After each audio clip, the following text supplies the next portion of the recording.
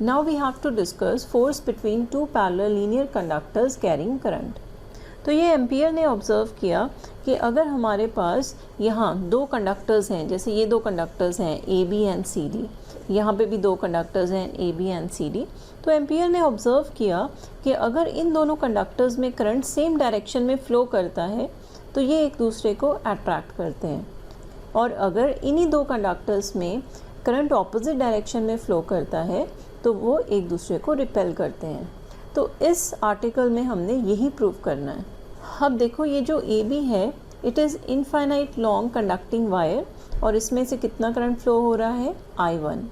इस करंट के कारण ये जो वायर है ये अपने आसपास एक मैग्नेटिक फील्ड बनाएगी, and we have to find the value of magnetic field at this point P। तो जो वैल्यू ऑफ मैग्नेटिक फील्ड हमारे पास आएगी तो that is mu naught upon 4 pi 2I1 over R। This is the value of magnetic field produced by infinite long straight conductor. अब हमने discuss करना है कि इस मैग्नेटिक फील्ड की यहाँ डायरेक्शन क्या होगी। अब देखो current is in upward direction, तो आप right hand thumb rule use करो, अपना थंब प्लेस करो in the direction of current. तो ये जो कर्ल ऑफ फिंगर्स है ये आपको मैग्नेटिक फील्ड की डायरेक्शन देगा। So magnetic field direction will be in the anti clockwise direction. और अगर किसी पर्टिकुलर पॉइंट P पे फाइंड करना है तो वहाँ आप टेंजेंट ड्रॉ करोगे, तो यहाँ जो टेंजेंट आएगी वो आएगी perpendicular to page of paper inwards. तो जो करंट ए बी वायर में से फ्लो हो रहा है उसके कारण जो मैग्नेटिक फील्ड प्रोड्यूस हो रहा है पॉइंट P पे, that is perpendicular to page of paper inwards. So the direction of B1 is downwards. अब ये जो CD है conductor, it is a current carrying conductor, और उसे आपने प्लेस कर दिया मैग्नेटिक फील्ड B1 में। तो जब भी हम किसी करंट कैरिंग कंडक्टर को मैग्नेटिक फील्ड में प्लेस करते हैं तो उस पर फोर्स लगता है। This we studied in the last lecture.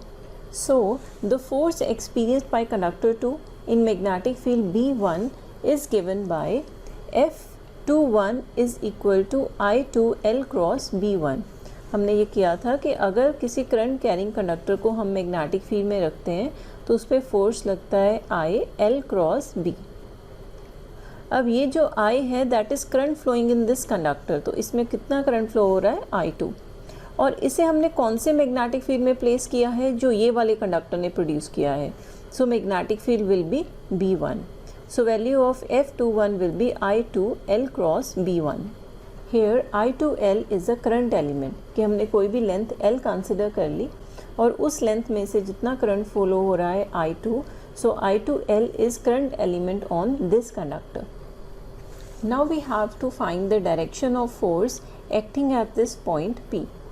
तो डायरेक्शन ऑफ फोर्स फाइंड करने के लिए हम यूज़ करते हैं right hand palm rule.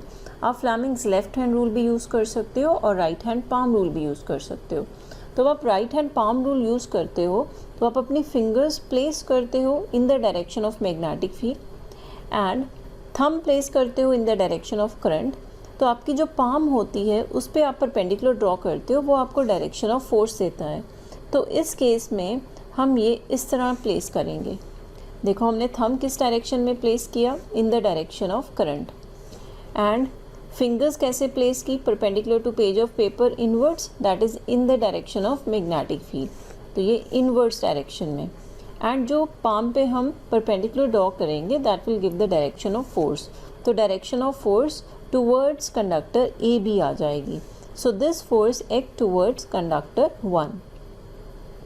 So this shows that this force is attractive in nature because ये इसकी तरफ पॉइंट कर रहा है फोर्स।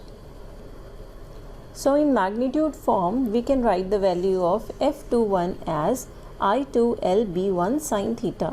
अब आप देख सकते हो ये जो एंगल थीटा है वो करंट एलिमेंट और मैग्नेटिक फील्ड के बीच में है। अब करंट एलिमेंट इस डायरेक्शन में है, मान लो ये हमने लेंथ ले ली L, ठीक है, तो ये हमारा करंट एलिमेंट बन जाएगा I2L। तो करंट एलिमेंट की ये डायरेक्शन हो गई। Magnetic field is perpendicular to page of paper inwards, तो इन दोनों में जो एंगल है that will come out to be equal to 90 degree. तो ये साइन थीटा की जगह हम साइन 90 सब्सिट्यूट करेंगे, तो साइन 90 इज़ 1, तो F21 will come out to be I2L into B1। अब ये तो इनफाइनाइट लॉन्ग स्ट्रेट कंडक्टर है, तो हमें फोर्स पर यूनिट लेंथ पता होनी चाहिए कि अगर एक स्मॉल लेंथ लेते हैं उस पर कितना फोर्स लगेगा. So force per unit length will come out to be F21 by L, that is I2 into B1. अब यहाँ पे हम B1 की वैल्यू सब्स्टिट्यूट कर देंगे क्योंकि हमें पता है B1 that is the magnetic field produced by wire AB, वो कितना है μ0/4 पाई 2I1/R. तो ये वैल्यू हम यहाँ पे सब्स्टिट्यूट कर देंगे. So the value will come out to be μ0/4 pi 2I1I2/R.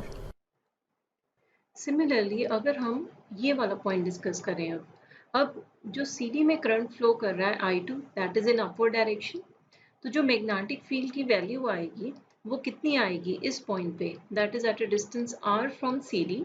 तो B2 आएगा μ0/4 पाई 2I2/R. तो यहाँ पे जो फोर्स की वैल्यू आएगी, now this is a conductor which is carrying current I, तो इस पे जो फोर्स लगेगा उसे हम लिखते हैं फोर्स ऑन 1 ड्यू टू 2, तो वो आएगा I1 L B2 into sine theta. अब यहाँ पे भी थीटा 90 डिग्री हो जाएगा, तो यहाँ पे आ जाएगा I1 L इंटू B2. तो अब फोर्स पर यूनिट लेंथ क्या आ जाएगा F21 बाई L, तो ये आ जाएगा I1 इंटू B2. अब यहाँ पे आप B2 की वैल्यू सब्स्टिट्यूट करोगे तो फोर्स की उतनी ही वैल्यू आ जाएगी μ0/4 पाई 2I1I2/R. तो ये एक्शन रिएक्शन वाला फोर्स है, जितने फोर्स से ये कंडक्टर इसे अट्रैक्ट करेगा उतने ही फोर्स से ये कंडक्टर इसे अट्रैक्ट करेगा. और आप डायरेक्शन भी निकाल सकते हो. और देखो करंट इसमें it is in the upward direction CD में, तो जो मैग्नेटिक फील्ड की डायरेक्शन आएगी वो आएगी perpendicular to page of paper outwards. तो अब अपनी पाम प्लेस करो perpendicular to page of paper outwards, thumb place करो इन द अपवर्ड डायरेक्शन. तो आप देखोगे जब आप पाम पे परपेंडिकुलर ड्रॉ करोगे वो इस डायरेक्शन में आएगा. सो this shows that this force is also attractive in nature. So we can say that force on 1 due to 2 will be equal to force on 2 due to 1. So the value will come out to be μ0/4 pi 2I1I2/R. So this force act towards conductor 2. So we can say that two linear parallel conductors carrying current in same direction attract each other. And जो force per unit length है ये आपने ध्यान रखना है, ये total force नहीं है, this is force per unit length.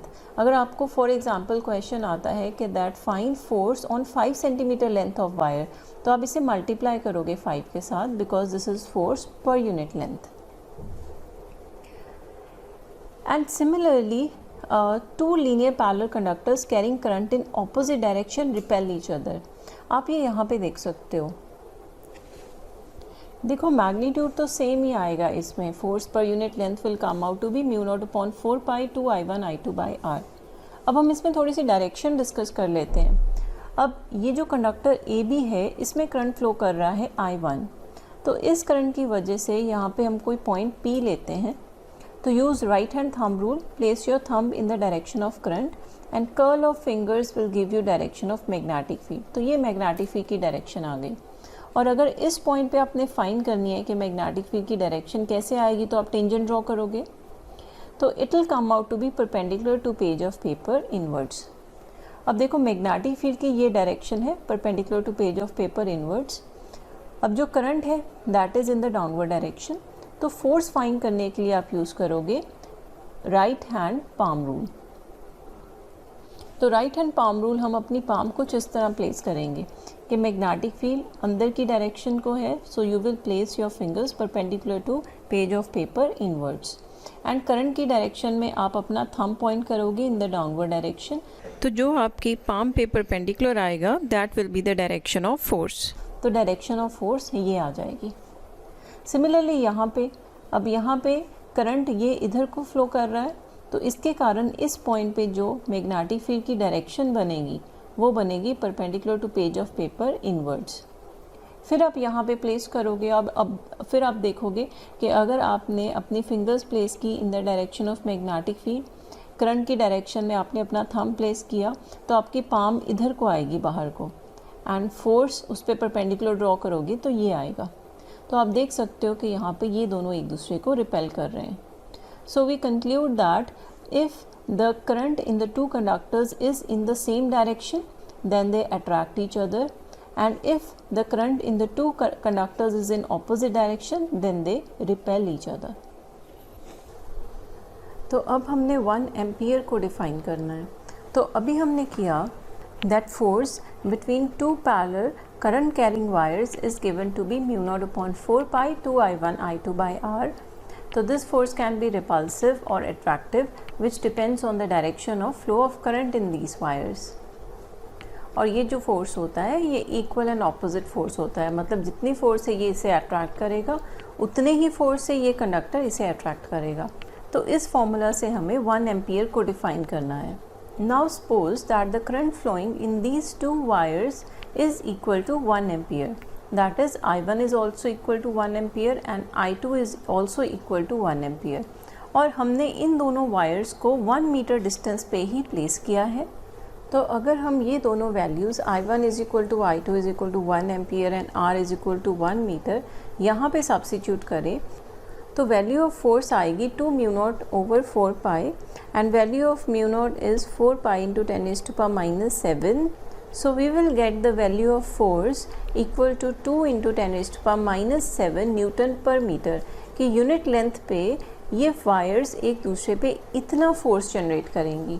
तो यहाँ से हम 1 एम्पियर को डिफाइन कर सकते हैं that 1 ampere is that value of steady current, ठीक है, जो फ्लो कर रहा है दो पैरेलल वायर्स के बीच में ऑफ नेग्लिजिबल क्रॉस सेक्शन, ठीक है, their length is very large in comparison to the cross section in vacuum. ठीक है, कितने डिस्टेंस पे हमने रखना है 1 मीटर फ्रॉम ईच अदर. तो इन सभी कंडीशंस में जो फोर्स प्रोड्यूस होगा that will be 2 into 10⁻⁷ newton per metre. तो this is how we can define 1 ampere. तो आप देख सकते हो कि जो वैल्यू ऑफ फोर्स है वो बहुत कम होती है. So they exert very less force on each other.